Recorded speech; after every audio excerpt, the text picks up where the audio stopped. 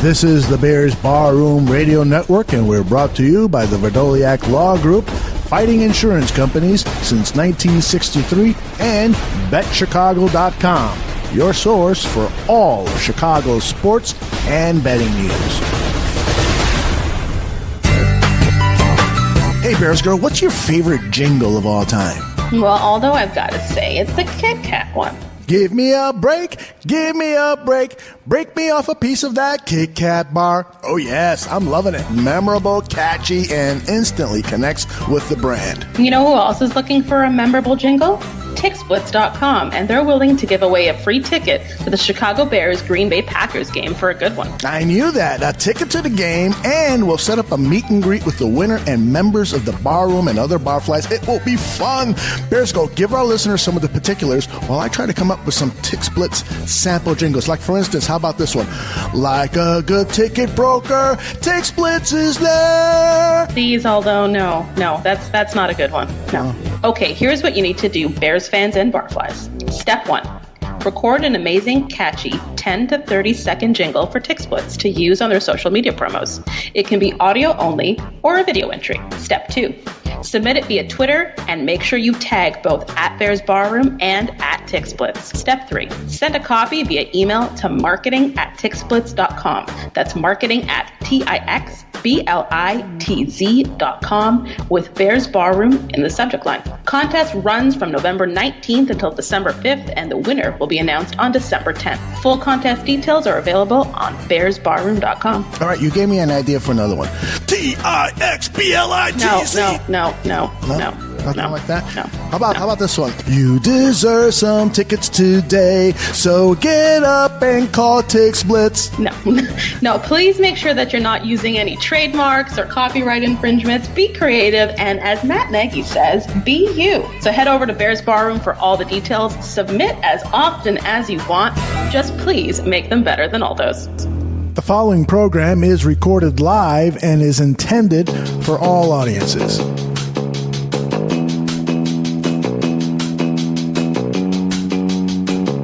Right from the 13-yard line on 2nd and 12. They rush by. Pass is thrown and it's intercepted. Stiff arm to the 2. Chase Daniel can't bring him down. Alec Ogletree on the pick 6. Giants on the second play of the game grab the lead 6-0. They got a first down out of the shotgun. They throw right, juggling and hanging on. It's Adam Shaheen for the touchdown. Completely uncovered on a throw to the right. On 1st and goal from the 2. Bears an extra point away from tying it up here at the Meadowlands. 4th and goal. They give it to Hicks. He's in! It's the Fridge Part 2. Giants squeeze it out somehow, some way, at a 57-yard field goal. It is 14-10 Bears going to halftime. Today they're going to let Odell Beckham Jr. look to throw it. He's done it once. He's got a man wide open. It's caught for the touchdown. And the Giants have the lead. Eli Manning on 4th down. Takes, going to throw, under pressure, throws it into the end zone, and uncovered. Beckham makes the catch for the touchdown. Now to the Giants have scored the last 16 points. They go up on the Bears by 9. Forward snap placement, kicked by Parkey is up. The kick is good from 21. That makes it back to a touchdown game. Adrian Amos on the far side of the field. Here's the run up by Parkey. Going to hit it to the near side. It's bouncing in the air. It's available. Brown is near it. And it looks like he's got it. The Bears do have it. Wow, they execute the onside kick and they've got it at the 47-yard line. Bears territory. Shotgun snap. Hand off to Burton. To Cohen. To throw to the end zone. And he's caught for the touchdown. Anthony Miller from Tariq Cohen. And Matt Nagy pulls another trick out of his bag. And an extra point away from tying it as time expires. Rosas to give the Giants the lead from 44 yards out in overtime. Boy, he has been perfect. Right down the middle. Snap back, they're bringing the house. It's picked up. Daniel's going to let it go. Downfield for Gabriel. It's tipped away, and the Giants are going to win it. And the Giants survive in overtime. They'll knock off the Bears 30-27 on Rosas field goal in overtime. Cheers, Bears fans! This is Bears on Tap. My name is Aldo Gandia, and you just heard the highlights and lowlights of the Bears' disappointing loss to the New York Giants 30-27 at MetLife Stadium in New Jersey. Joining me a little later is Danny Shimon. We're going to dissect this Chicago Bears loss. But first, we'll begin, as always, with my opening thought. Not sure what I was more disappointed in today, the play of Chase Daniel, who I expected to play much better than the average game he had at Detroit on Thanksgiving, or fellow Bears fans who moaned and groaned and protested like babies who had peed and pooped in their diaper and no one wanted to change them. Yes, you had a lot to complain about. It wasn't just Daniel looking like any one of the putrid quarterbacks who have embarrassed Bears fans over the decades. There was the presence of Taquan Mizzell on the active roster. Why? The coaching adolescence of Matt Nagy calling a timeout and gift-wrapping a field goal to the Giants. There was the play of Brian Witzman, proving the adage that if there's an offensive lineman available in free agency in October, it's because he sucks. There were the 5 sacks, the 3 turnovers, stupid penalties, questionable play calls by both Fangio and Nagy. There was a lot to be pissed off about. But I still love this team. I always believed that somehow this team was going to pull off a miracle. Even after Taylor Gabriel fumbled the ball with 2 minutes to go at the Bears' own 9-yard line, and the tired Bears defense had to take the field and try to create some kind of miracle. And the Bears, of course, they did. They somehow came back from a 10-point deficit with 1 minute and 49 seconds to go in regulation to force overtime.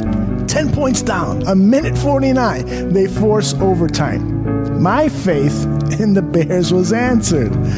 But of course, there was little chance they pull off the complete miracle with so many non-believers in the Bears flock. I say to you skeptics, you pessimists, you infidels, try believing, stop complaining, try being supportive. I mean, isn't that what fans are supposed to be? With me is Danny Shimon. Danny, how you doing? Good, Aldo. I'm doing well tonight.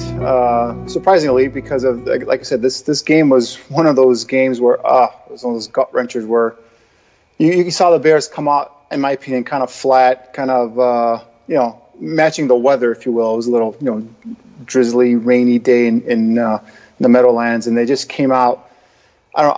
Playing uninspired football. I mean, started off, with that first possession with Chase Daniel throwing that interception that, he didn't see the linebacker, Alec Ogletree, doesn't appear, looking at the replay, and guy just picked it off and takes it in for a pick six, and right away you're like, this is off to a bad start. But then, they ended up dominating that first half, but yet again, it was just a, one-score game.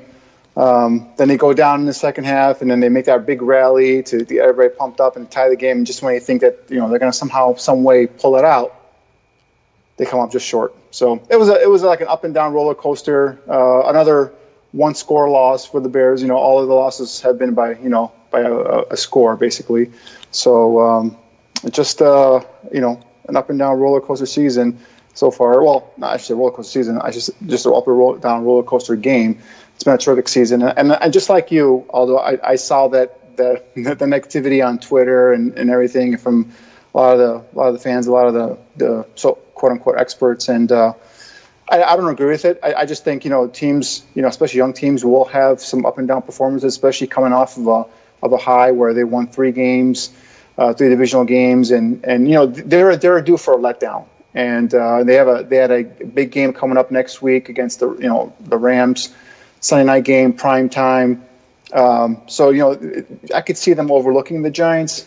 I was fearful of that coming into this game. And, the Giants, while they were only 3-8 coming into this game, they have a ton of talent, both on offense and on defense, and they haven't played well this season, but, they've got talent, and they've actually been playing well the last 4 games after their bye. So I knew this was a game that there was going to be challenging, that there was a potential for them to lose, especially going in with Daniels as the quarterback, or Daniel as the quarterback. But, we just, one thing about this team is they're good at bouncing back. So let's see what happens next week. Like I said, it's going to be a primetime game, big matchup versus the Rams. The other good news is everyone in the division lost as well. So no one really gained any ground on the Bears. I mean, if you look at the bad side, though, if they had won this game, they pretty much would have sealed the division title. Right. It depends how you look at it. You can look at it, glass half full, glass half empty, whatnot. But there are a lot of positives in this game, and like you mentioned, their willingness to, or their fighting spirit. They're never out of a game. The gutsy play calling of Matt Nagy, and also some of the questionable decisions that I'm sure we'll get into as we get on tonight. So, and Stacy in the chat room says that where is it? I just lost it. She says, I love this team too, and thought that they would have this game, but it's okay to vent, and I agree with her. It is okay to vent. What I get perturbed with is people who, in the middle of the game, in the third quarter, are saying the Bears are going to lose. It's just not going to happen. It's like that kind of negative energy is, for me, a turnoff.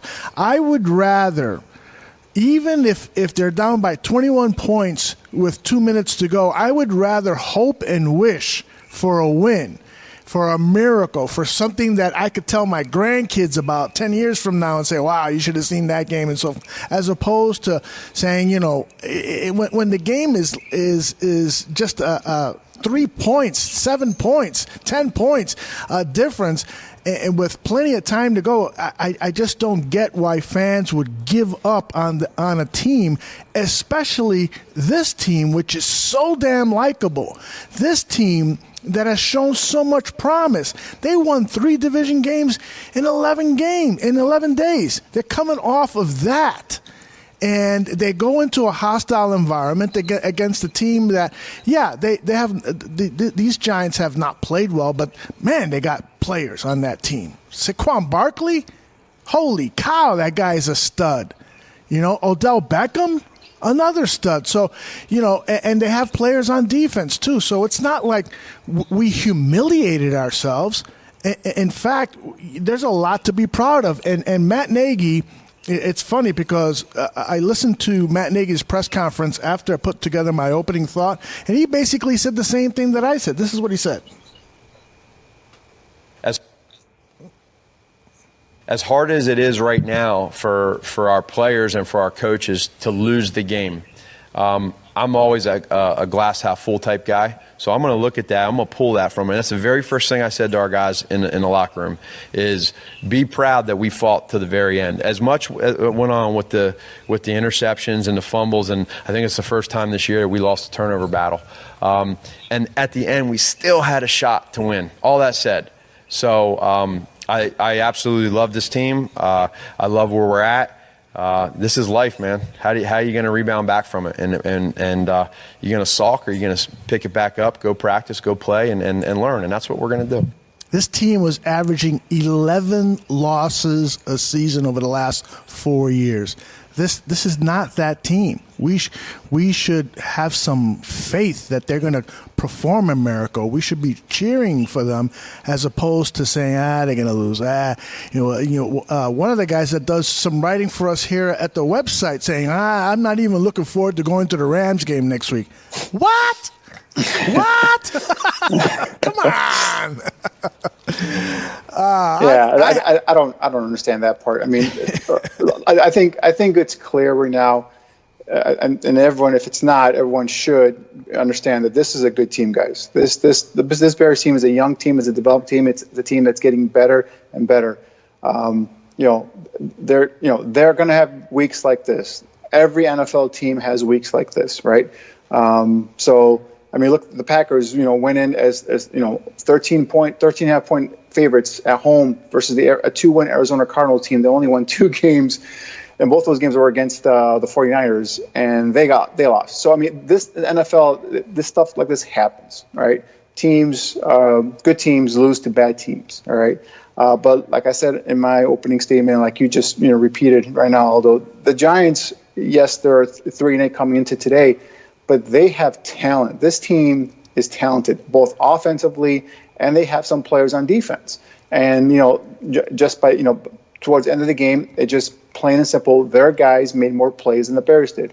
And again, I think this is more of a game the Bears came off flat. A little bit, they're playing with their backup quarterback. They thought they could probably, get through this game. But you know what? This team the Giants, was ready to play, and they wanted to win. And I think by the time, even saying having said all that right now, Bears came off flat, it felt like they dominated the first half. It felt like the Bears should have been up by double digits. Yes. Instead, they're only up by 4 points.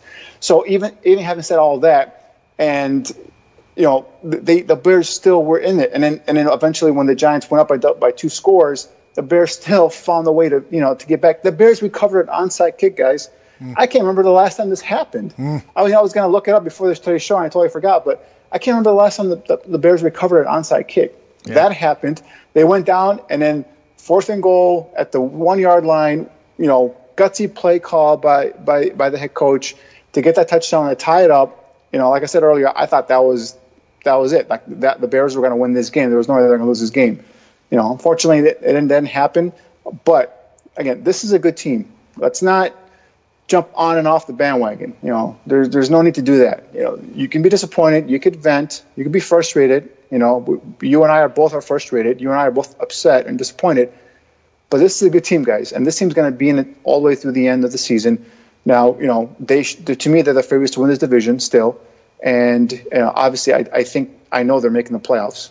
Okay, so whether they're going as a wild card or a division winner, yet to be determined. But like I said, this is a good team. This is not a team that we should give up on or just say, they're no good or whatnot. Like you were saying. Now, I didn't hear all that. I heard disappointment on Twitter. I heard people questioning the play calling and decision making and all that stuff, which is fine. That's okay. But I didn't hear anybody saying that this team sucks. But again, you apparently saw or heard some different responses there on your Twitter feed.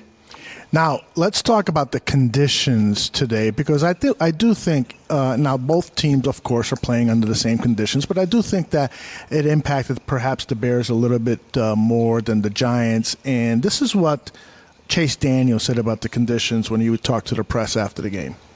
Yeah, listen, it was wet. But that's no excuse. As an offense, especially as a quarterback, your number one job is to take care of the football. And I didn't do that today. I let my team down. I'll be the first one to say that. And it's sad because I pride myself on taking care of the football and playing with an edge and just for the first at least 3 quarters we really didn't do that today. That's Chase Daniel sniffing like a pig, not me. You think the conditions affected the Bears' offense? I do. And again, I don't want to use this as an excuse. Like I said, both teams played in it. But I do think the conditions were playing. I mean, to me, today, Taylor Gabriel had one of his worst games as a Chicago Bear that I've seen so far. And, I mean, he obviously the fumble. But he dropped a couple of passes that he's a pretty sure-handed guy. There was one, I think it would have been a touchdown that he dropped in the end zone, hit him right off the shoulder pads. So I think it affected him a little bit. Obviously, Chase Daniels, there was a couple of bad snaps. So I don't know if that affected Cody Whitehair or whatnot. But there were a couple of snaps also where Chase Daniel, they're to his eye level, if you will, or face mask level, and he dropped them. So that could be probably attributed to a slick ball or whatnot. So I think it played a role. By no means that I think they lost the game because of the conditions, but I do think that the weather played a bit of a role in terms of them possibly losing the turnover 3-1. I think Bears had 3 turnovers as opposed to the Giants 1. So I think that might have played a role in it. But again, not an excuse. Like I said, both teams played in it.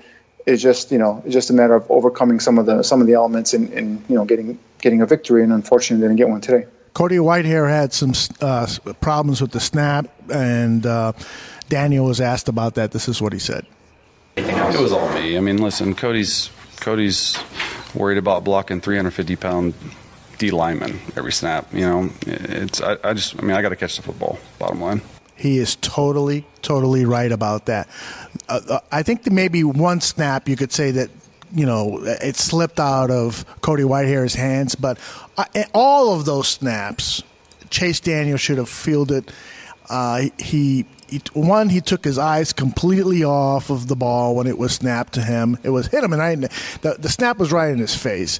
Right. And so, I don't blame Cody Whitehair at all for any of that stuff. Could he have been a little bit better with some of the snaps? Yeah. But again, the weather and so forth. So to me, that's not a big deal. I think Cody Whitehair had a pretty solid game. In terms of blocking, I do believe Whitehair did have a good game. Now I disagree with you in terms of the snaps. Again, a couple of them I do blame Daniels, like the one you just mentioned. It was in his face mask, like I said earlier, and he just took his eyes off the ball and whatnot. But there was one where he had to jump up and kind of like, as if you're a rebounder going for a rebound in the NBA, go up and corral it. And then there's one that was literally by his ankles. They had to get down. Yeah. The one thing what the quarterback has to do is he wants the ball somewhat in a vicinity where he can catch it comfortably and get his eyes, upfield, looking for, going through his progressions, looking for an open receiver. When he has to jump up for a ball or, bend down and pick it off the ground, I mean, that takes his eye off of his receivers, off his progression. And now, he's behind the 8 ball, and, like we said, these guys have 3, possibly 4 seconds to get rid of this ball. Mm-hmm. And any wasted motion, any wasted time trying to corral a bad snap is time not well spent, and it's a time that gives, or it allows defensive linemen to get past their blockers and create pressure. And when pressure is created, that's when turnovers are created. So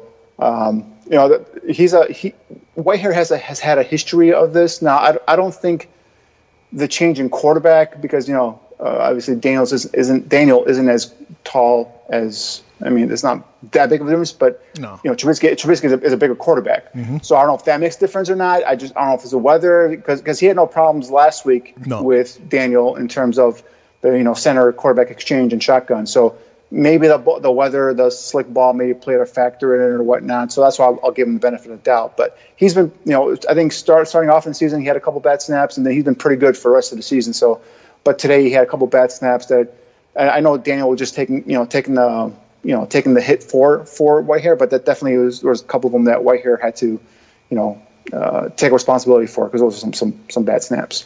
Danny, I'll tell you one thing that does concern me about this team. This team is built for speed, and it seems to me that they're built more for an indoor type of track than for cold weather. So it's going to be interesting to see. I mean, they had some success. They had some success against the Vikings. The offense didn't play as well as we would like to have seen against the Vikings. Now, you can't blame that on the weather. That's a really good defense. They did not have success today with this backup quarterback in a cold weather.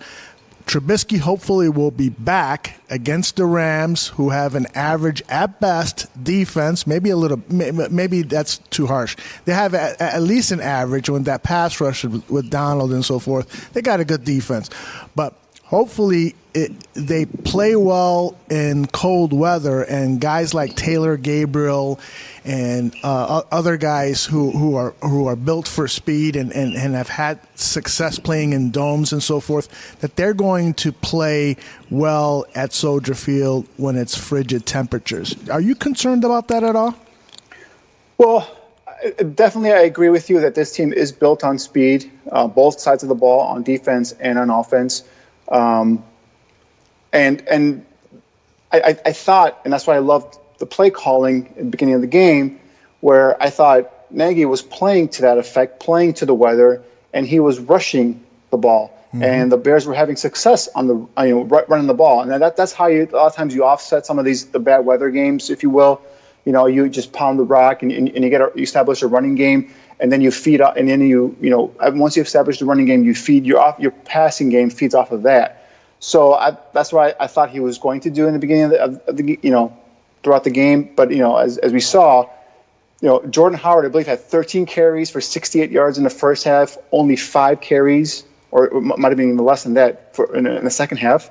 I don't know what happened there. At no point did the Bears fall behind by 14, 21 points or anything like that. I mean, I think the biggest deficit was 10 points. Mm-hmm. You could still utilize the run game.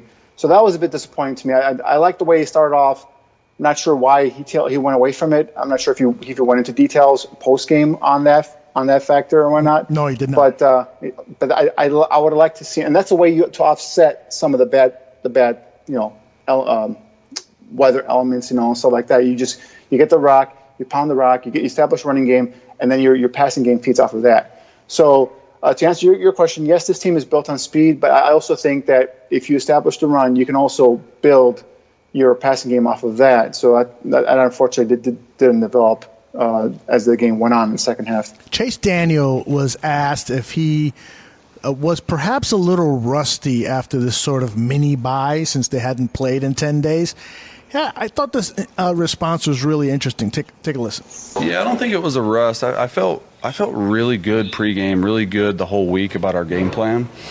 And listen, you got to give credit where credit's due. I mean, they had a really good game plan against us. It took us a little bit to figure it out, but we felt really good about running the ball, and we did early on them, and we did a little bit in the overtime drive. But listen, when you got to make plays and throw it, it's tough. But like I said, man, guys made plays. That 4th and 3 to reek down the sideline. I mean, that is it's a heck of a catch, right? And for Matt to call the double reverse pass on, I mean, it's cool.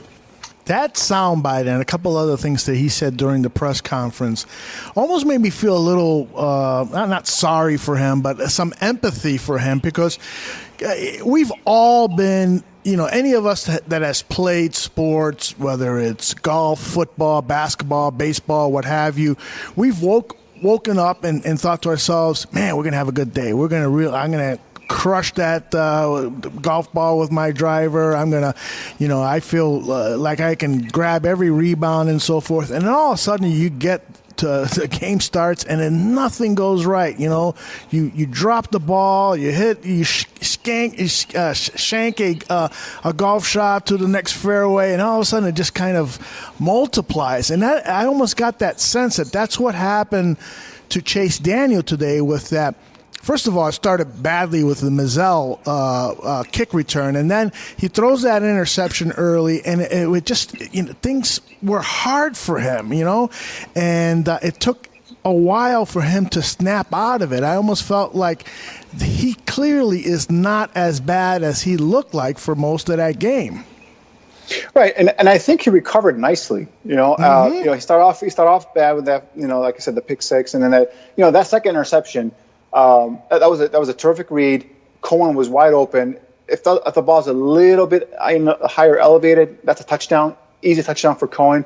But again, I mean, like you said, give these guys credit. The Giants, Alec Ogletree made a sensational one-handed interception on that play. So that second pick, I kind of give him, a little bit of a slack on that one. Like I said, it was a right read, it was a right throw. It's just a little bit. If it was a little bit higher, and again, the defender made a great play on it. So I think he rebounded nicely off of that. I mean, he finished the game with 285 yards, touchdown, and then obviously after those first 2 picks in the first quarter, he didn't have any more turnovers. But he did have the up and down between the third and the fourth quarter where he wasn't in rhythm, and I was a little bit surprised by that because. Yes. He played so well versus the Lions without any live reps during practice. Basically, just having walkthroughs. I figured this week with a full week of practice, that the extra time, if you will, they'd have some more live reps. He'd be more in sync with the receivers. So, again, was it the conditions? Was it just the athleticism and the speed of the Giants on defense? Was it their scheme? Because give credit, like you said, give credit where credit is due. The Giants not only made plays, but I think they outcoached the Bears in certain aspects of the game as well. I think offensively, in terms of the Giants and head coach Pat Shurmur, I think he had a great game plan to go against the Bears. Yes. A lot of times he was using motion and a lot of misdirection to get the Bears defenders flowing to one side of the field, and the play was going to the opposite side of the field.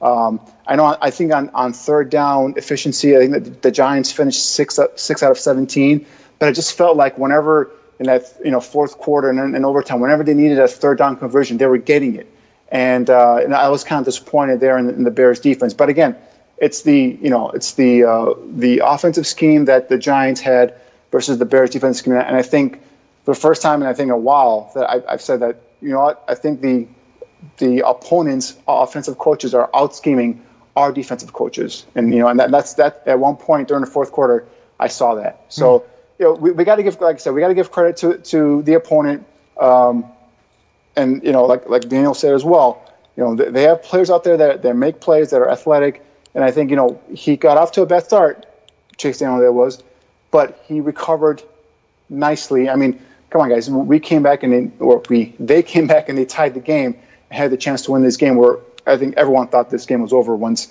we had that turnover from Gabriel and they hit the subsequent field goal to go back up by 10 points.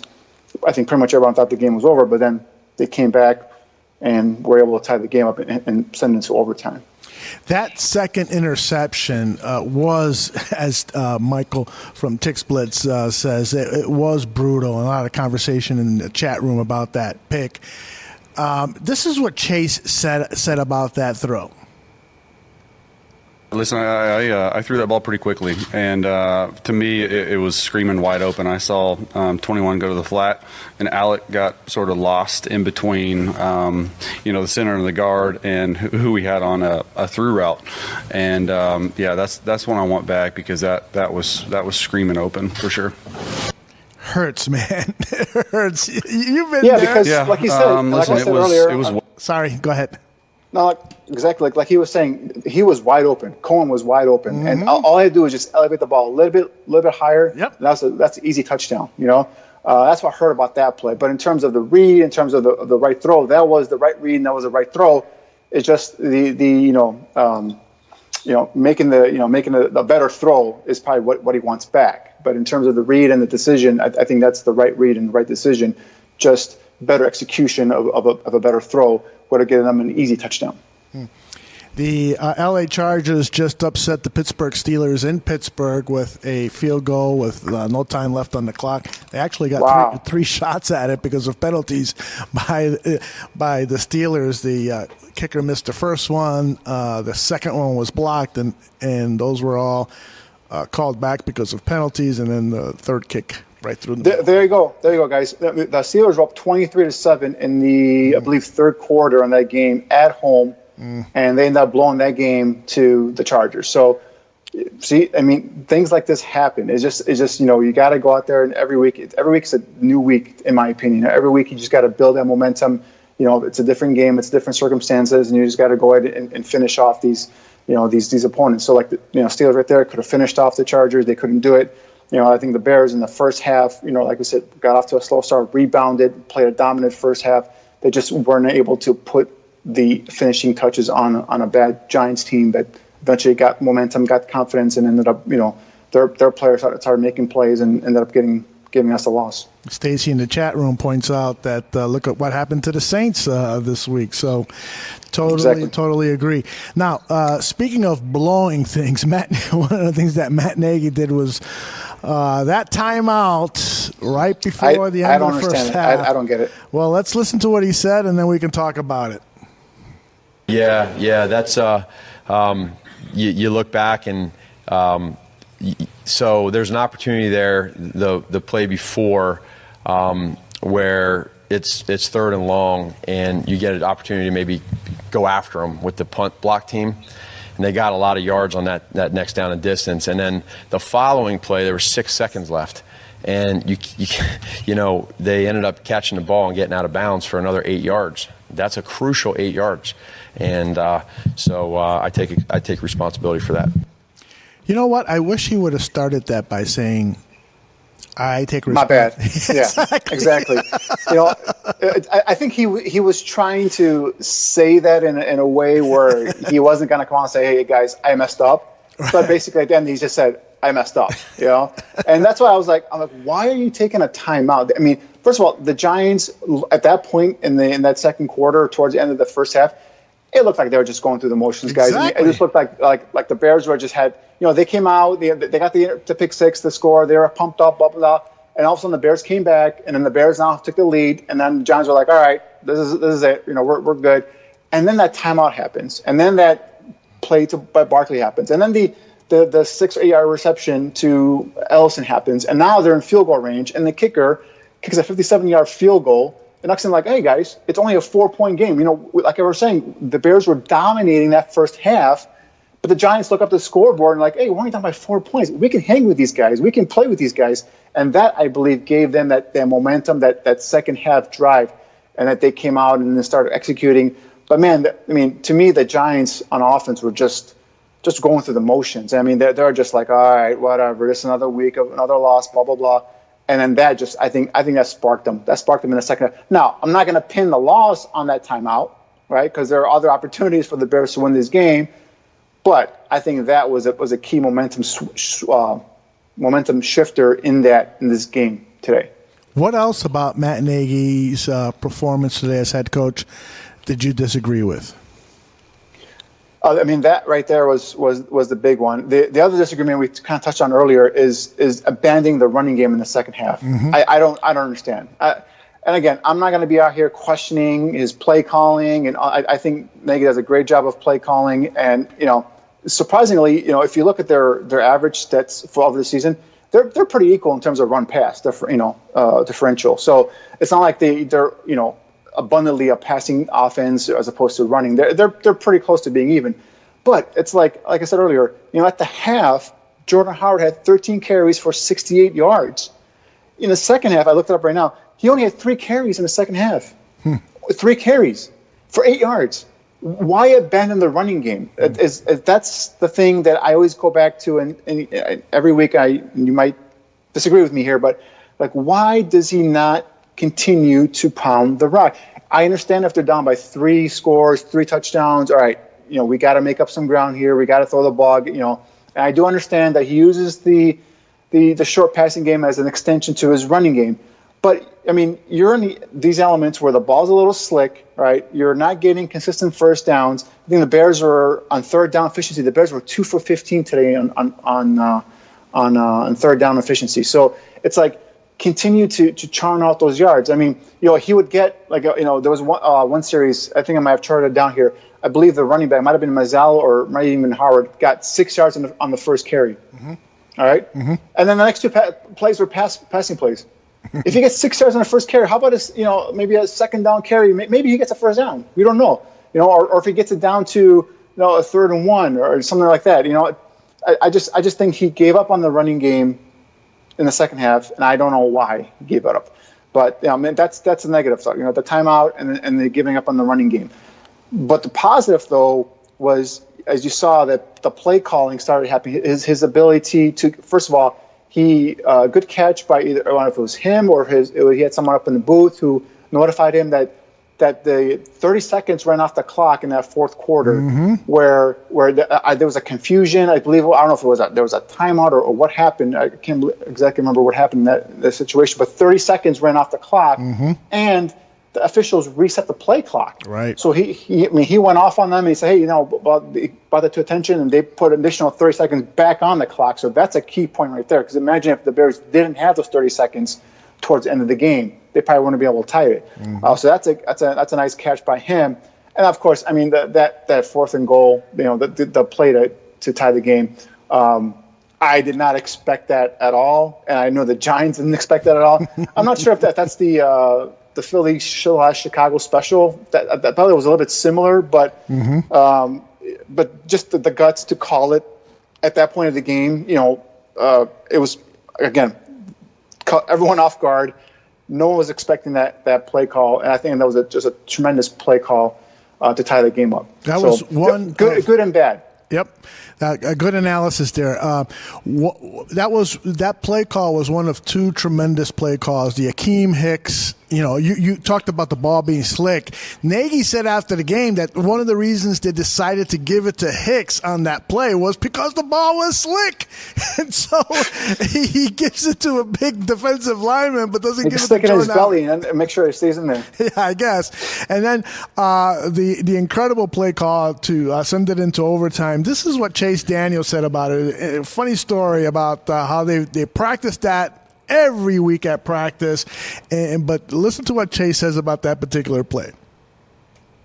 Yeah, it was when we got down to when we got I think the PI call on A-Rob, I felt in my head that he was going to go to it, and he did. And they obviously called the timeout. They wanted to talk about it. They sort of saw a jet sweep formation that we had, scored on earlier in the year. And what they did was they ran 21 around the edge when the jet sweep went, and it was a fake jet sweep, and he sort of, got me. And Reek just made a heck of a throw. We practice it every week in practice. He made a heck of a throw. He's really never, ever thrown to Anthony on that play. He's always thrown to me because, you walk through it, I'm wide open. And literally the first time, it's been up for 10 weeks, the first time that he threw to Anthony was Friday in practice. It's amazing how that happens, so it was cool. Isn't that wild? Every time they run that play in practice, it's the quarterback who is open on that play, and Tariq was always throwing it to the quarterback. On Friday, he throws it to Anthony Miller because he was open in practice, and it happened during the game. How about that? Pretty wild. Because of the Philly special, because of that play in the Super Bowl now, and because some other teams have done it during this season, they've called this play and it's worked. A lot of the defenders are going with the quarterback. So if you noticed, I believe it was B.J. Goodson, the linebacker for the Giants. He saw Chase trying to sneak on in the back, and he went with Chase, and that's why I think he had no idea that Miller was coming behind him wide open. So the fact that they practice it, and I believe I got to go back and double check the tape, but I believe it was it Eddie Jackson running the jet sweep? Yes. So he had Eddie Jackson in there. Another defender, running the jet sweep, and these guys are like, all right, what's going on here? So that's what I love. I love his creativity. I love the fact that he'll use anybody and everybody to get defensive coordinators off track. Get them thinking, and allow the Bears to get easy scores. But another thing I like about Nagy is you cannot doubt that he has a sense of Chicago Bears history, right? Mm-hmm. Going back to the first game against the Packers, the first offensive snap, they start off in the T formation. Going to today with the homage to the fridge and getting Hicks back there in the backfield, giving the ball. And another key thing, I don't know if you caught it on the game clip or not, but Hicks came in and he did the wiping of the chest, meaning that he's eligible, right? So that tells the referee, obviously, that he might catch a pass. That tells the defensive guys he might catch a pass. They probably didn't think that he was going to get the ball. They probably thought he was going to be in as a lead blocker, maybe even sneak out into the backfield. But to give him the ball on the first time you ever line up in the backfield, that was pretty cool, I think. And I think you liked it as well. The homage paying homage to the fridge. Very, very awesome. Now, a lot of talk in the chat room about the defense, and that first half, that defense played super solid. I was really impressed with the way the defensive backs were flying all over the field, making plays and so forth. But the defensive backs in the second half, I thought, kind of let us down a bit. Give me your analysis about what some of the breakdowns were for the defense in the second half. Yeah, so like you said, that in that first half, I think the Bears came out in terms of defensively. They were making plays. The interception by Fuller was a nice read. He almost had a second interception. Again, similar. Basically, what he was when he was back in coverage, he had his eyes in the backfield. He was reading the quarterback, so he was allowing the quarterback to lead him to the ball, if you will. So he made that first interception. That was a nice play. The second one he could have had, but I think it fell incomplete. So I think the cornerbacks were playing well, and obviously, Odell Beckham was the key to their in terms of their coverages. And then there should have been another second interception where Eddie Jackson made a nice jump on a ball down the left sideline, I want to say, where Manning basically threw it into double coverage, where I think him and I want to say Prince McMorrow, might have been Bryce Callahan, were there double covering Odell Beckham, and the ball went off of Eddie Jackson's hands. So that could have been another interception right there. So they could have had 3 interceptions in the first half. And then again, the second half, I go back to that third down conversion for the Giants. Their numbers weren't great, 6 out of 17, but there are key third down conversions for New York that kept drives going. The drive in the third and fourth quarter, even one couple in overtime that kept the drives going. So some of the breakdowns. I mean, the one touchdown that Odell Beckham threw to Shepard, 81.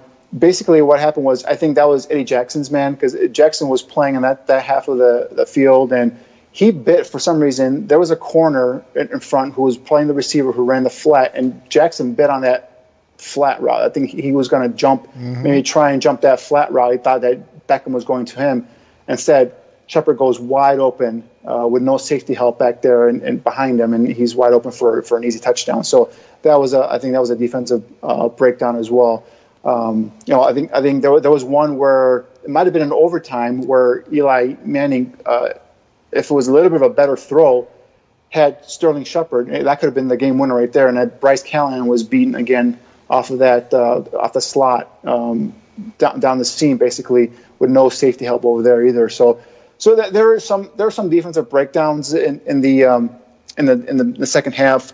But again, I mean, we got to give credit where credit's due. I mean, the Giants have some pretty good offensive talent. You talked about, Saquon Barkley earlier, Odell Beckham Jr., Sterling Shepard.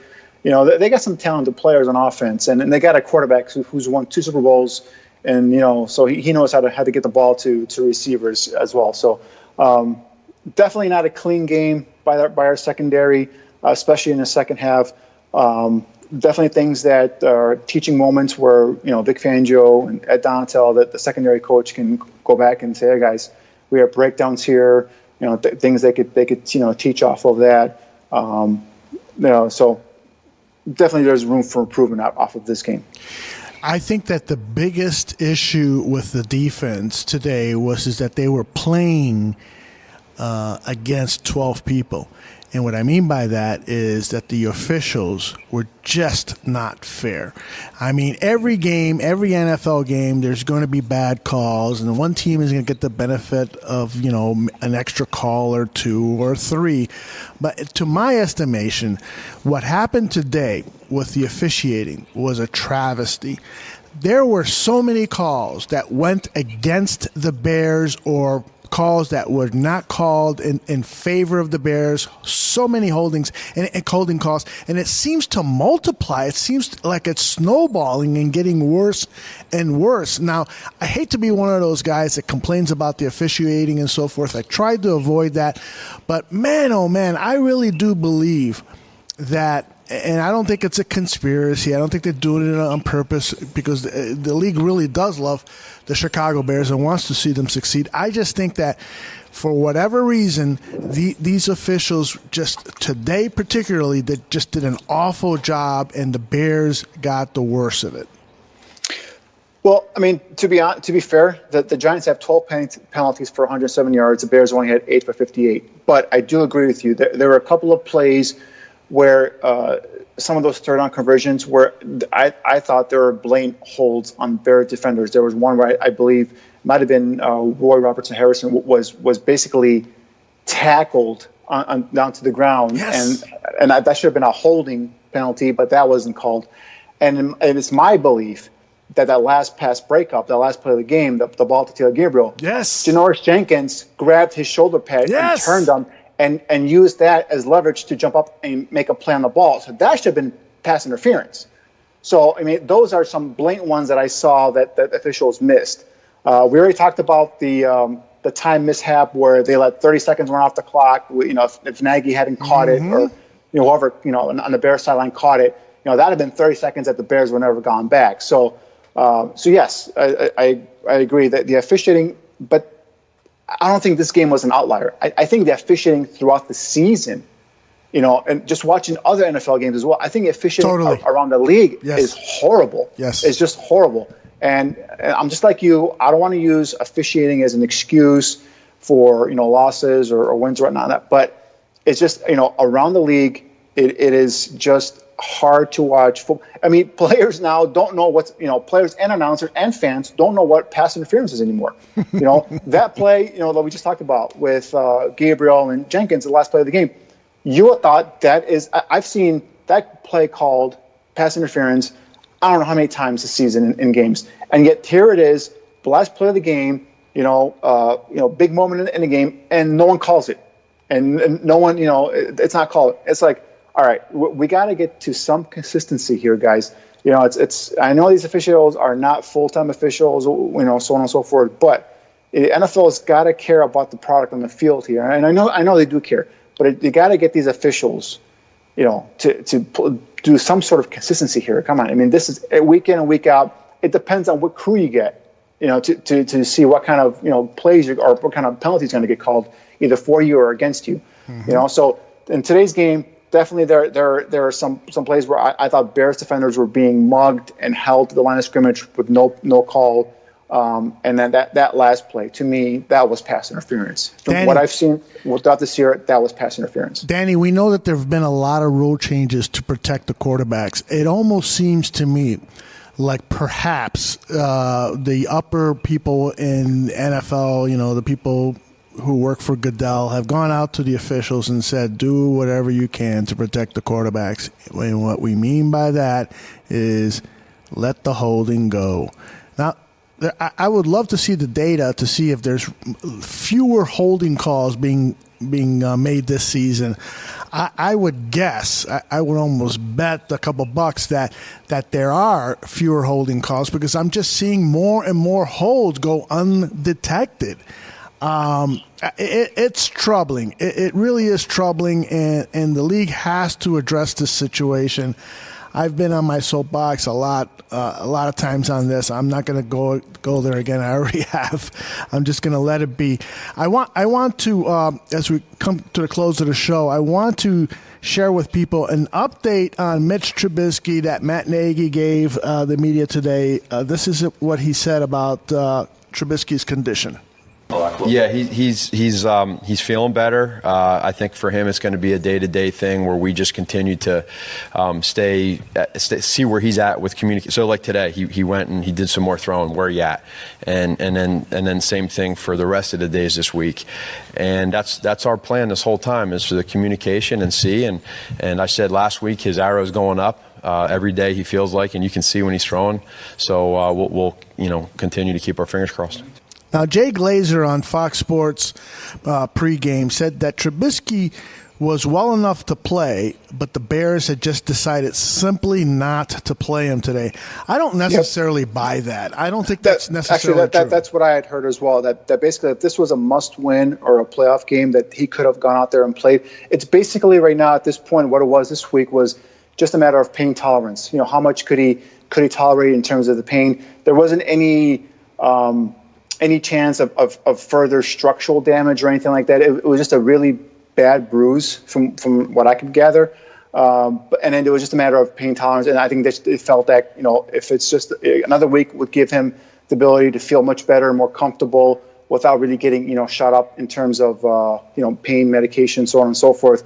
They're going to give him that. And I think that's what it was. I think it was just a matter of, allowing him, give him an extra week just to get that pain out. And if it was a game that they had to win or a playoff game, that he would have played today.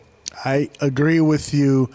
I think that what we have seen from Coach Nagy is that he is a bit on the conservative side. He takes a bigger picture look at things, unlike other coaches that we've had in the past, that they would, basically order a player who was playing on one leg or one arm to go out there and play. Nagy is the opposite of that.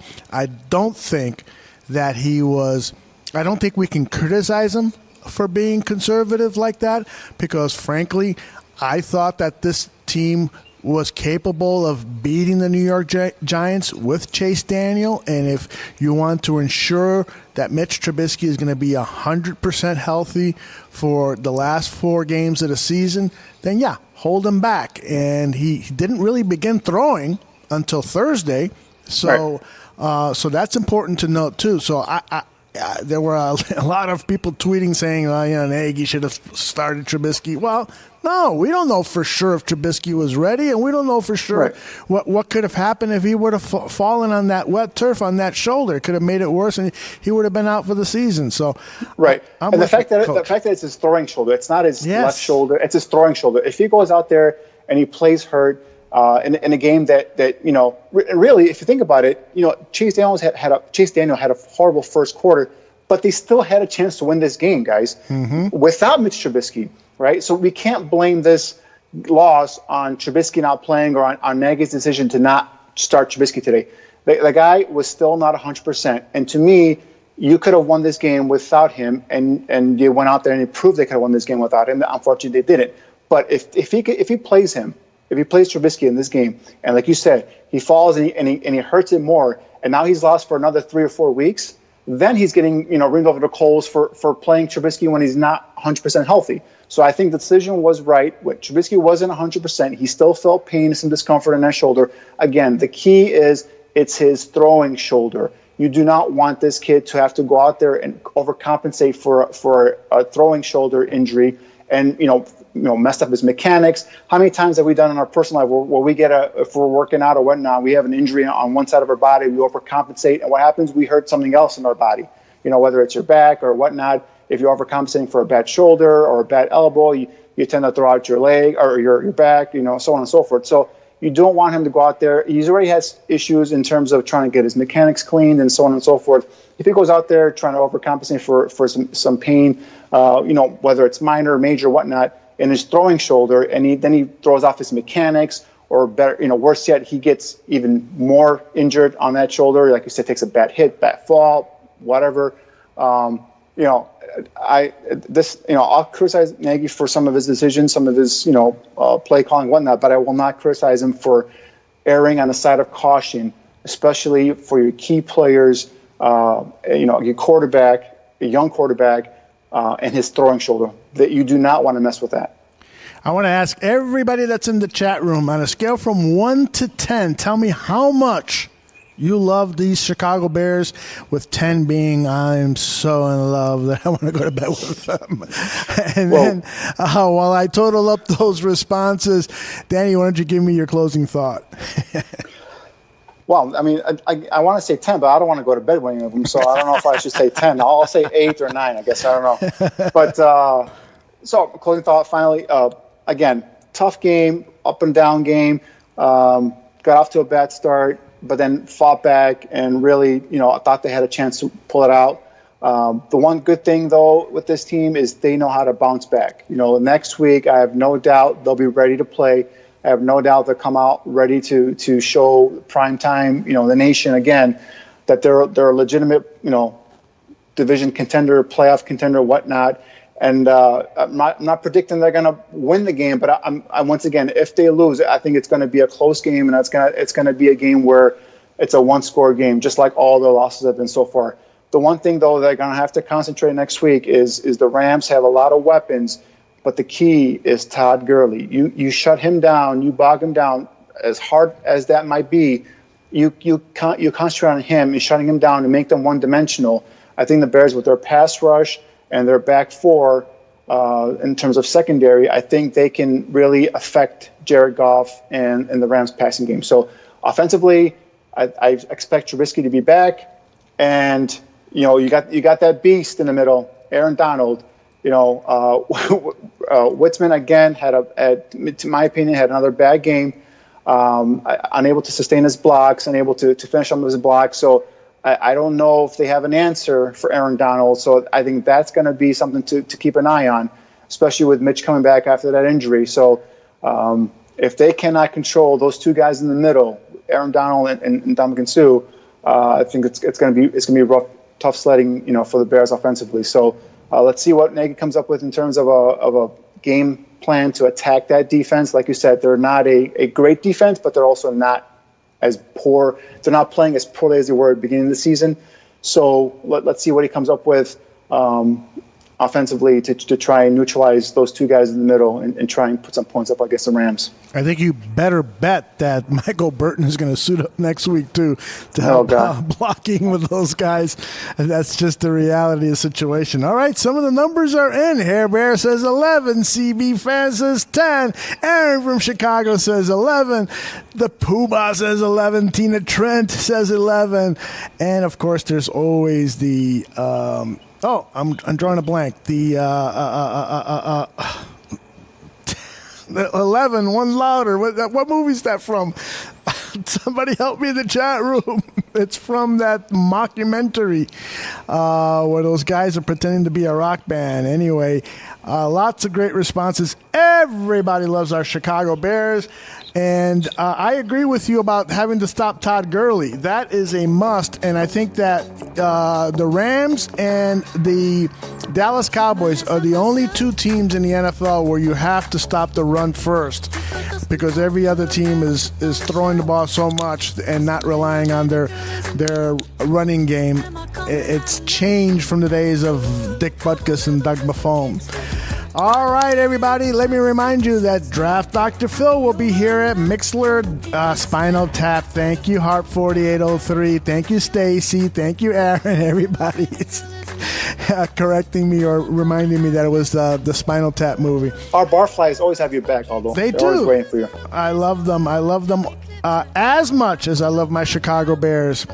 So Draft Dr. Phil will be here. He's going to have some great stories about his trip to New York. He posted some really cool video. We've got some of it up on Bears Barroom. Check out Chris Armstrong's story, how frustrated she was. She titled the story Mother Effer, and I had to clean it up a little bit because I didn't want people to immediately go to the webpage and see the F word on there. So, but she was clearly Chris wasn't alone. I was using that word a lot today, too. A lot of people were. So Phil will be here on Bears Hour Live on Monday. On Tuesday, we record Bears 100 Proof. Maybe we'll do a surprise live show on Tuesday. I don't know. We'll see. And then, of course, on Wednesday, the live show is Buffon 55. We'll have a reporter who covers the Los Angeles Rams on that show. We'll have our guest from Bet Chicago. On Thursday, you can expect to see the Fantasy Football Goon Show on your web stream. And then back here on Mixler, 8 p.m. Central, it's Let's Talk It Out with Trey Busy. What a great show he had on last week with, I forgot the name of the lady who was the behavioral therapist, but I really found her fascinating and gave out some really good information on mental health and dealing with problems that you have. She said that basically you are the one that's in control of your recovery, of you letting things go. A really good show. It's on the podcast stream if you want to go back and listen to it. I thought it was definitely worth the 60 minutes. And then on Friday, it's the Mike North Advantage. I don't know what kind of a week Mike had, but he said the Bears were not going to cover today, and he was right. In fact, they lost. So Mike, again, the expert prognosticator that he is. And then we'll be back here next Sunday. Actually, no. It's Sunday night game, yep. That's right. We got to talk about when we'll be back. I know the Barfly Tailgate Show will be on Sunday morning, 8 o'clock, and then Danny and I will talk. We'll probably do a Monday show or something like that. Or maybe we'll do like a 2 a.m. show. Wouldn't that be cool? Because I'm going to the game. You want a game? Yeah, I'll be there. Me and Greg Braggs, the great Greg Braggs, the cinematographer, the Martin Scorsese of the Bears Barroom. We're going to shoot some video out there with some tailgaters and put it up on Twitter and social media. So we'll be having some fun. Dress warmly. It's going to be like 20s. Oh, man. I am not afraid of the cold weather, man. All right. I am not. I am one of those Puerto Ricans that can deal with the cold with no problemo. A lot of hot chocolate? Yeah. Something like that. Danny, you are the man. I love talking football with you. Hey, Danny, Likewise. you and I got to talk about the Senior Bowl. The press credentials are available. We got to send in our applications because you and I will be there providing commentary on the seniors, all the people who will be playing at the Senior Bowl. That's going to be really interesting for us because there's going to be some talent there that we need to uncover for our Chicago Bears since they'll be drafting in the mid-rounds. I'm already breaking down tape already. I've started to get into this draft class coming up right now. So I've already looked into some of the senior prospects and then starting to wait and see which underclassmen declare and come out before I start breaking down some of the juniors and stuff. So yeah, draft season's upon us, guys. You know, the Bears don't have a first, second round pick, but they have. But you know, Ryan Pace has shown that he gets playmakers and potential starters on the third, fourth, fifth, rounds of the draft. So this draft is still going to be important for the Bears. Yep, which is why Danny and I will be at the Senior Bowl, and we'll be giving you some great video and commentary. We'll be there getting interviews with players and so forth. So that is to come. Lots of great stuff here at Bears Barroom. Thank you, everyone that stopped by the live chat room, and tell your friends that it'll be on the podcast stream in a couple hours. Remember, if you drink, please do not drive, and always bear down!